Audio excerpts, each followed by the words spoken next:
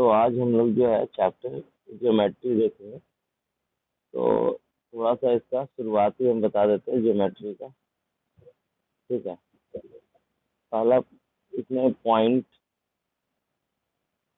के बारे में जो है एक ऐसा दाग होता है जिसका ना लेंथ होता है ना ब्रेथ होता है।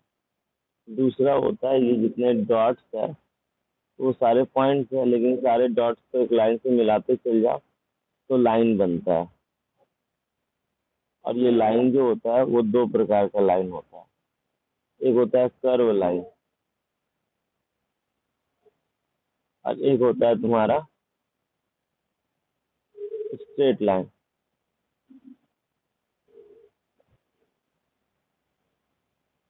ठीक है, स्ट्रेट लाइन तो एक कर्व लाइन होगा, एक स्ट्रेट लाइन होगा। कर्व लाइन का क्या खास बात होगा? कर्व लाइन का बात होगा नेवर बी पैरेलल। ये कभी भी पैरेलल नहीं हो सकता। इसका प्रॉपर्टी ये होता है कि कर्व लाइन जीवन में पैरेलल नहीं होगा।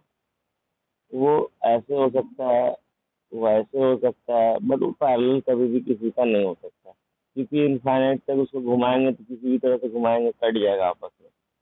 और स्ट्रेट लाइन का क्या होता है कि जो भी स्ट्रेट होता है उसका दोनों तरीके से हो सकता है। दो बात आएगा उसका। क्या क्या दो बात आएगा उसका? एक तो वो स्ट्रेट तो होगा, पैरेलल तो होगा, नॉन पैरेलल भी हो सकता है। ये जो है पैरेलल और नॉन पैरेलल दोनों हो सकता है उसका। जैसे कि हम बताते तुमको, यदि वो दोनों इस तरह से लाइन खींचा हुआ है, इस तरह की इनफाइनाइट तक भी इसको एक्सटेंड करे तो वो ना मिले, तब तो ये पैरेलल कहलाएगा। लेकिन कुछ ऐसा खींचा हुआ है कि उसको यदि एक्सटेंड करें आगे तक तो वो जाके मिल जाएगा, तो वो नॉन पैरेलल होगा।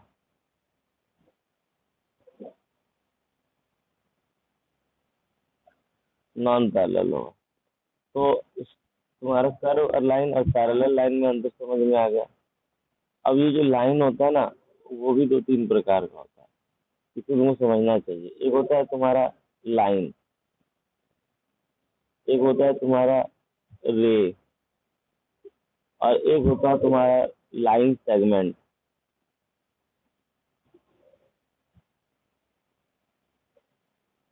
ठीक है, लाइन जो होता है इसका खास बात होता है कि नो एंड होता है। नो एंड होता है, इसका कोई एंड नहीं होगा। वो ऐसे जा रहा है, ऐसे जा रहा है, ऐसे जाएगा। इसे ज्यादातर हम लोग स्मॉल लेटर एल से, एम से ऐसे दिखा देते हैं। ठीक है, और ऐसा नहीं कि स्मॉल से ही दिखा सकते हैं। यदि कोई ऐसे लाइन खींच दिया है, मान लो यही लाइन है, ऐसे कोई ए बी लिख दिया है सपोज, तो फिर इसको दिखाने का तरीका ये होगा कि ए बी के ऊपर एक ऐसे बोथ साइड एरो वाला एक लाइन खींच देंगे। और ये तो हो गया लाइन। लेकिन रे कैसा होता है? रे जो होता है ना, उसका मतलब होता है हिंदी में किरण। अब तुम बताओ, जो किरण आता है सन से, वो कैसे आता है? वो यहाँ सन है और उससे ऐसे आ रहा होता है। यानी कहने का मतलब है इसका वन एंड जरूर दिखेगा, ये वाला एंड आगे जा रहा हूँ इन्फिनाइट तक, लेकिन ये एक जो है ना यहाँ पर एंड है, इसके पीछे नहीं है। तो इसमें वन एंड होता है, याद रखना। इसमें नो एंड था, इसमें वन एंड है। और इसको भी हम लोग ए बी लिख सकते हैं, लेकिन इसको दिखाएंगे कैसे? ए बी के ऊपर ऐसे करके वन साइडेड एरो दे देंगे, ये हो गया रे। अच्छा, लाइन सेगमेंट क्या होता है? सेगमेंट मतलब तो टुकड़ा होता है। तो लाइन को ही यदि बीच से काट दिए तो दो एंड इसका बन जाता है, एक ये एक ये। तो इसीलिए इसमें कहते हैं कि यदि आपका दो गो एंड है, यानी टू एंड्स है, टू एंड्स है, यदि इसका यहाँ से काट दिए और ए और बी कर दिए, तो इस चीज को हम लोग लिख सकते हैं कि ये ए और बी है। तो इसको हम लोग दिखाएंगे कैसे? लिखेंगे ए बी के ऊपर ऐसे लाइन सेगमेंट, ये हो गया। तो ये जो स्टाइल होता है ना कि ए बी के ऊपर क्या लिख रहे हैं, इसी ये पता चल जाता है। बहुत बार ऐसा होता है कि आप सर्कल में आप कर्व लाइन के लिए भी इसका यूज करते हैं। जैसे सर्कल है, सर्कल में एक आर्क ले लिए ए बी, तो वहां पर इस ए बी को कैसे दिखाएंगे, इसको तो एक तो एंटी क्लॉकवाइज इसको कंसिडर करते हैं और इसको ऐसे लिख देते हैं ए बी। ये कर्व लाइन के लिए ऐसे यूज किया जाता है, ज्यादातर सर्कल में किया जाता है। अब आगे कि रे हम लोग देख लिए, लाइन सेगमेंट लाइन देख लिए, तो अब आता है कि एंगल क्या होगा। तो एंगल क्या होता है ना कि दो को लाइन सेगमेंट को आपस में मिला दो, तो यहाँ जो इसके बीच में गैप बन रहा है वो कितना चौड़ा या कितना नैरो बन रहा है, कितना वाइड बन रहा है, इस चीज को बताता है एंगल। इस चीज को एंगल बताता है। और यहाँ लिख लेते हैं ए बी सी। इसको ए बी सी जो है, यानी कि यहाँ पर इसको लिख लेते हैं हम थीटा। इस थीटा को बताने का दो तरीका है। एक तो हम लोग एंगल ए बी सी बोल दें, जो एंगल दिखाना है जहाँ पर उसको बीच में रखते हुए, तो हम क्या इसको उल्टा लिख सकते हैं, बी सी है, बिल्कुल लिख सकते हैं। इसी को हम लोग एंगल बी सी ए भी लिख सकते हैं। अच्छा, यहाँ पर बहुत सारा एंगल नहीं है, एक ही वो एंगल बना हुआ है, तो हम लोग एंगल बी भी लिख सकते हैं, यानी इसी चीज को एंगल बी भी लिख सकते हैं, क्योंकि बी ही है। इसको हम तीन तरीके से दिखा सकते हैं, ठीक है। लेकिन यदि ऐसे रहे कि मेरे पास ये वाला एंगल है और ये वाला भी एंगल है, यहाँ पे ए है, बी है, सी है, तो मान लो कि हमको ये वाला दिखाना है और फिर नीचे वाला दिखाना है, या नीचे वाले को डबल कर देते हैं, ये वाला दिखाना है, तो हम दोनों को कैसे दिखाएंगे या कैसे रीड करेंगे। तो सबसे पहली बात, इसका हम नाम दे देते हैं वन। तो एंगल वन को दिखाने के लिए हम लोग क्या करेंगे, नॉर्मली लिखेंगे ए बी सी। या तो आप एंगल, ये एंगल का सिंबल होता है, एंगल ए बी सी लिखिए, या इसको लिखिए एंगल सी बी ए, सी बी ए। लेकिन जब जब एंगल बी दिखाएंगे, ये वाला, इसका नाम दे देते हैं टू, इधर वाला एंगल टू। तो इसको यदि दिखाने का बारी आएगा, तो देखो जो 180 से ज्यादा होगा, 180 से ज्यादा होगा, 180 का होता है एक लाइन जब सीधा प्लेन खींच देते हैं। यदि यहाँ पर कोई एंगल बना हुआ है तो ये 180 का है, इससे यदि ज्यादा बन रहा है, ये वाला लाइन ऐसे सीधा होना चाहिए तो 180 होता है, लेकिन ऐसे खींच दिए तो 180 से ज्यादा हो रहा है। तो जब 180 से कोई ज्यादा होता है तो वहां पर हम लोग लिखते हैं R E F, angle A B C. इसका मतलब होता है reflex angle A B C, यानी बड़ा वाला 180 से ज्यादा वाला। इसी को और तरह से लिख सकते हैं R E F, angle C B A, ऐसे लिख सकते हैं। तो ये तरीका होगा हम लोग के एंगल को बताने का। अब सवाल आता है एंगल का टाइप कितना होता है। ठीक है, एंगल बना तो इसका टाइप भी होगा। तो देखो, एंगल का टाइप होता है कि पहला तो होता है जीरो एंगल। जीरो एंगल कैसा दिखेगा, जीरो एंगल ऐसा दिखेगा जब एक लाइन है और दूसरा लाइन उसी के ऊपर है लेकिन मूव नहीं किया गया, यहाँ कोई भी एंगल नहीं बन रहा, तो जीरो एंगल बोलते हैं। दूसरा क्या है, दूसरा है acute angle. Acute angle, acute angle कैसा होता है, तो देखो यहाँ पर जो है वो थीटा जीरो के बराबर है। एक्यूट एंगल में क्या खास बात होता है कि ये जो होता है यहाँ पर जब बनाते हैं हम लोग, तो इस तरह से होता है, वो 90 से कम होता है यहाँ पर। तो ये जो थीटा होगा वो जीरो से तो ज्यादा, जीरो से ज्यादा होगा थीटा, लेकिन वो 90 से कम होगा। ये उसका खास बात है। अब खास बात को याद रखना जरूरी है, क्योंकि ये तुमको दिखता रहे इसी से पकड़ेगी तो ये कौन एक्यूट है, जैसे यहाँ पर पकड़ी। और हम लोग को यही देखना जरूरी होता है, इसे जरूरत पड़ेगा हम लोग को आगे। तीसरा, एक्यूट एंगल के बाद होता है तुमको राइट एंगल।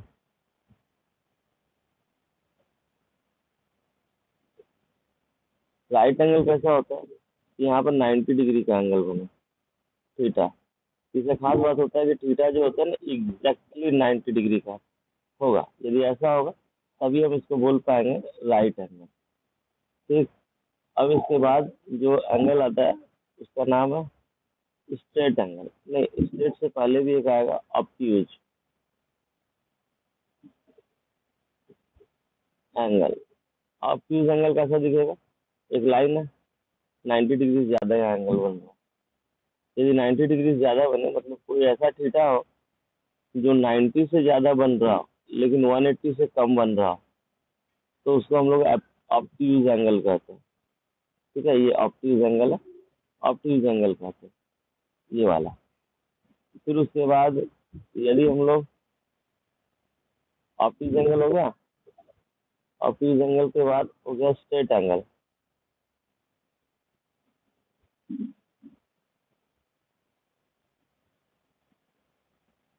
स्ट्रेट एंगल एक लाइन है और इसी पॉइंट से एक दूसरा लाइन इधर आ गया, तो ये एंगल क्या होता है ना कि ज्यादा होता है, इसे मतलब बराबर होता है 180 का। यानी कि यदि 180 के बराबर हो जाए थीटा तो हम लोग बोलेंगे स्ट्रेट एंगल।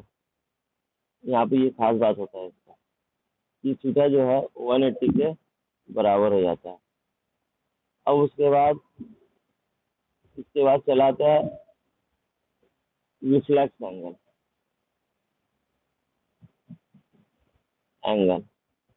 रिफ्लेक्स एंगल क्या होता है कि एक लाइन है और दूसरा जो है इस पॉइंट से नीचे जा रहा है, यानी 180 से ज्यादा है। यानी इसको हम लोग कह सकते हैं कि यदि 180 से ज्यादा हो, थीटा 180 से ज्यादा हो लेकिन वो 360 से कम हो, तो इसको हम लोग क्या बोलेंगे? इसको हम लोग बोलेंगे रिफ्लेक्स एंगल। इसके बाद और बात बढ़ाते हैं, एक लास्ट एंगल बन जाएगा तुम्हारा जिसको बोलेंगे कंप्लीट एंगल।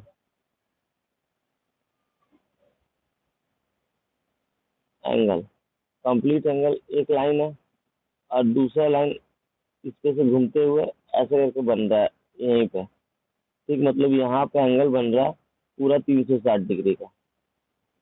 इन लोग में तो जो थीटा बना सो बना, लेकिन इसमें 360 डिग्री का बन रहा है।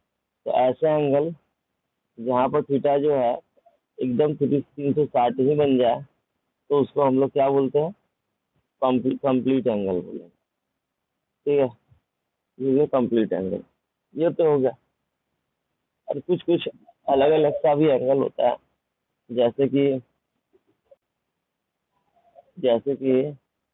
एक हो गया तुम्हारा कॉम्प्लीमेंट्री एंगल।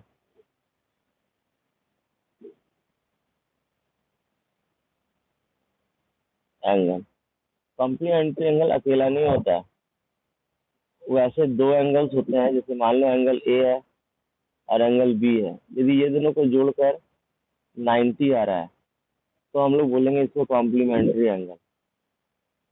ठीक है, और वही यदि कोई दो एंगल है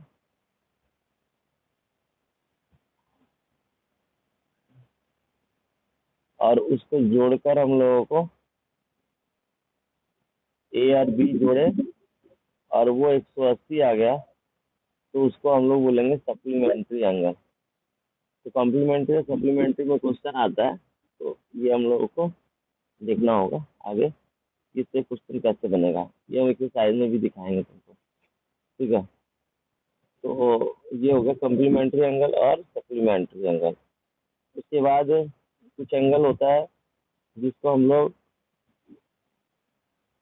एडजेसेंट एंगल बोलते हैं। एडजेसेंट एंगल एडजेसेंट एंगल होता है जिसमें एक साइड और एक वर्टेक्स जो कॉमन होता है। जैसे ऐसे करे खींचे और ऐसे करे खींचिए। ठीक है, देखो यहाँ पर है ना, ये वाला और ये वाला अगल बगल वाला जो एंगल है उसका एडजेसेंट एंगल बोलते हैं।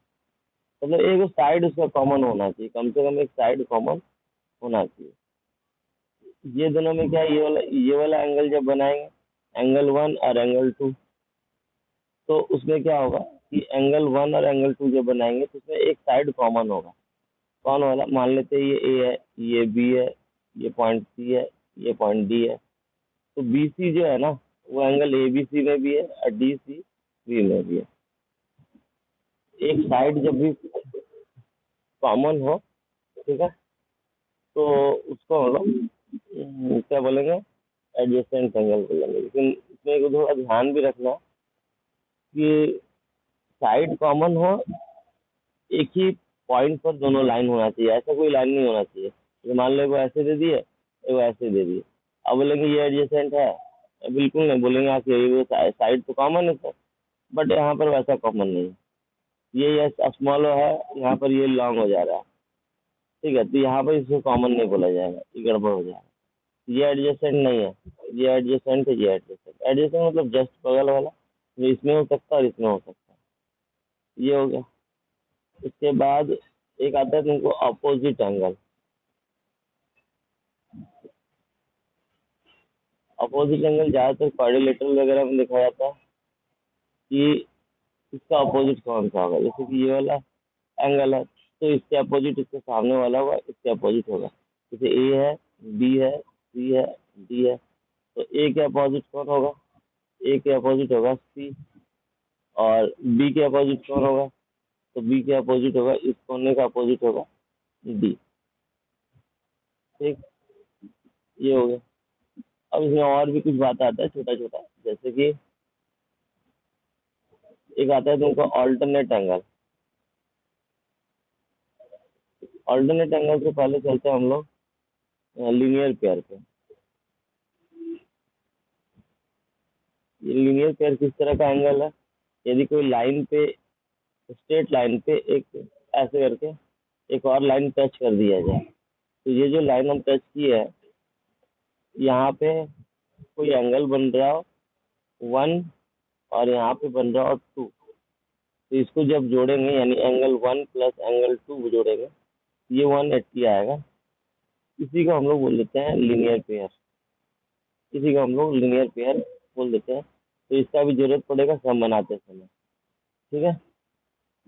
दो दे देगा 2x 3x, बोलेगा बताइए कि कितना होगा x का वैल्यू, तो इसी को लगाना पड़ेगा लीनियर पेयर। कभी कभी एक आता है angle on a straight line.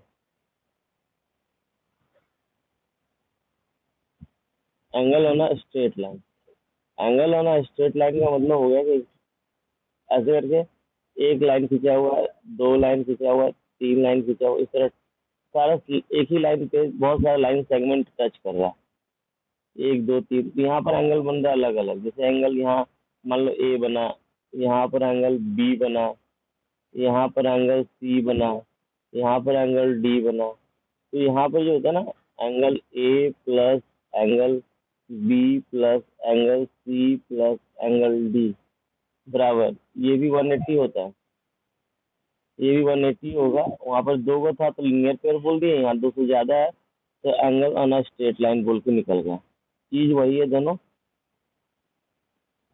तीसरा ये होता है कि यदि आवाज आ रही है ना, हेलो, तीसरा ये होता है कि दो को यदि स्ट्रेट लाइन इस तरह से जा रहा हो और उसके अपोजिट वाला जो एंगल होगा वो एंगल ए, यहाँ मान लो एंगल बी है, एंगल सी है, एंगल डी है, तो हम लोग बोलेंगे कि एंगल ए जो है एंगल बी के बराबर, अपोजिट वाला सी के बराबर होगा, और एंगल बी जो है एंगल डी के बराबर होगा। इसको बोलते हैं वर्टिकली ऑपोजिट एंगल। तो वर्टिकली अपोजिट एंगल जो होता है वो हमेशा बराबर होता है, ये याद रखना, ठीक। एक होता है तुम्हारा 14 number alternate angle,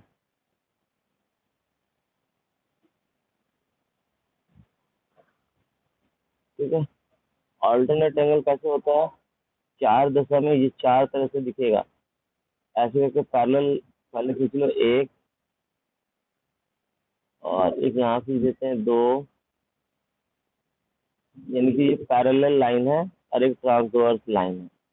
parallel line है, ये सब पैरेलल लाइन है, और एक ट्रांसवर्स लाइन है, एक पैरेलल लाइन है ये दोनों, और ये जो है ट्रांसवर्स लाइन है, ठीक। और उस तरह ये भी, ये पैरेलल लाइन है, ये ट्रांसवर्स लाइन है। अब इसमें क्या है ना कि एफ बनाना उल्टा या सीधा, जैसे कि अंदर में ये दोनों ऐसे करके ऐसे बना दो एंगल, देखो तुमको पता चल रहा है कि नहीं, ये वाला। या फिर तुम इधर से बना दो, इसका नाम एंगल 1, इसको एंगल 2 दे दो, इसको एंगल 1, इसको एंगल 2 दे दो। ये दोनों लाइन के अंदर बन रहा, तो इंटीरियर अल्टरनेट एंगल होगा। अब एक्सटीरियर वाला जो होगा इधर होगा, ये दोनों बाहर दे दो, लेकिन अपोजिट में देना, ऐसे ऐसे। यहाँ पर जो एंगल 1 2 बन रहा है, एंगल 1 2 बन रहा है, कहते हैं कि इफ, यदि तुम्हारा ये वाला एल है और ये वाला एम है, ठीक है, और ये जो है ना तुमको पी ट्रांसवर्स है, तो बोलेंगे यदि एल पैरेलल है एम का, तो एंगल 1 जो है वो बराबर होगा एंगल 2 का। सब में हम एक में नेमिंग किए, बट सब में होगा। ये जो चीज है, ये हम लोगों को याद रखना चाहिए कि ऑल्टरनेट वाला प्रॉपर्टी तभी काम करेगा जब पैरेलल होगा। जब पैरेलल नहीं होगा तो ऑल्टरनेट वाला चीज हम लोग नहीं दिखा पाएंगे, ठीक है। उसके बाद जिस तरह से ऑल्टरनेट दिखाया है, उसी तरह से तुम्हारा दिखेगा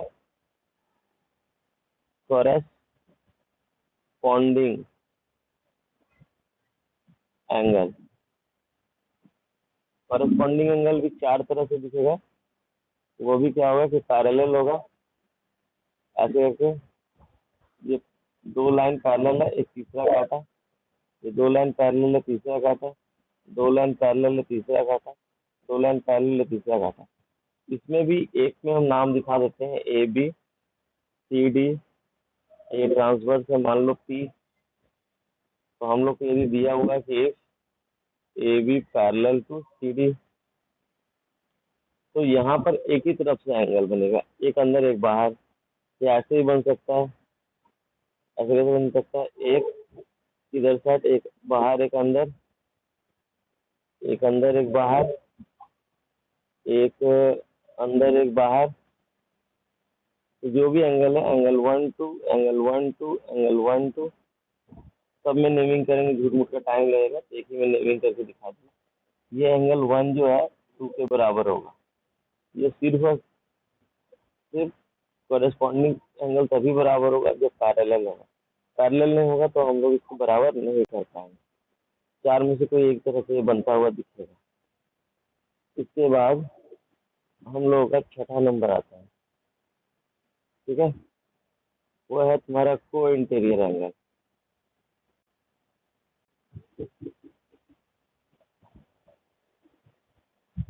ये को इंटीरियर एंगल कैसा होता है, तो 2 वो पैरेलल लाइन खींच लो और एक ट्रांसवर्स खींच लो, ठीक है, एक ट्रांसवर्स। यहाँ पर एंगल ए और यहाँ पर एंगल बी, जब ए प्लस बी को जोड़ेंगे, जब हम लोग एंगल ए और प्लस एंगल बी को जोड़ेंगे, तो वो 180 आएगा। इसी को बोलते हैं हम लोग को इंटीरियर एंगल। एक ही साइड का सम जो होगा वो बराबर होगा। तो ऐसा भी हो सकता है कि इधर वाला यदि हम लोग एक्स बोल दे और इधर वाला को वाई बोल दे, तो ये दोनों जोड़ेंगे एक्स और वाई, तो ये भी जो है ना 180 आएगा, और ये भी कहलाएगा क्या, को इंटीरियर एंगल, ठीक है, को इंटीरियर एंगल। ठीक, ये हो गया। इस टर्म को बनाते समय एक और कुछ चीज का यूज पड़ सकता है। किसका यूज पड़ सकता है, वो पड़ सकता है तुमको एक्सटीरियर एंगल,